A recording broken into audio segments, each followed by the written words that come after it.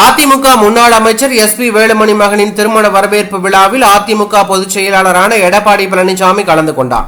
பிப்ரவரி 9ஆம் தேதி அத்திக்கடவு அவிநாசி திட்ட விவசாயிகள் எடப்பாடி பழனிசாமிக்கு நடத்திய பாராட்டு விழாவை செங்கோட்டையன் புறக்கணித்தார். எம்ஜிஆர், ஜெயலலிதா படங்கள் இடம்பெறவில்லை என கூறி அந்த நிகழ்ச்சியை அவர் புறக்கணித்தாலும் எடப்பாடி பழனிசாமிக்கும் செங்கோட்டையனுக்கும் இடையே ஏற்பட்ட கருத்து வேறுபாட்டின் காரணமாக நிகழ்ச்சியை புறக்கணித்தது வெளிப்படையாக தெரிய வந்தது.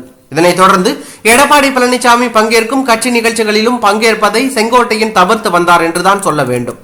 அதிமுக பொதுக்கூட்ட மேடைகளிலும் எடப்பாடி பழனிசாமி குறித்தும் அவரது ஆட்சியை குறித்தும் பேசுவதையும் தவிர்த்து வந்தார். இந்த நிலையில் முன்னாள் அமைச்சர் எஸ்.பி. வேலுமணி மகனின் திருமண வரவேற்பு விழாவில் அதிமுக பொதுச் செயலாளர் எடப்பாடி பழனிசாமி வரும் முன்னதாகவே வரவேற்பு தொடங்கும் முன்னரே மணமக்களை சந்தித்து வாழ்த்து தெரிவித்துவிட்டு முன்னாள் அமைச்சர் செங்கோட்டையன் புறப்பட்டார்.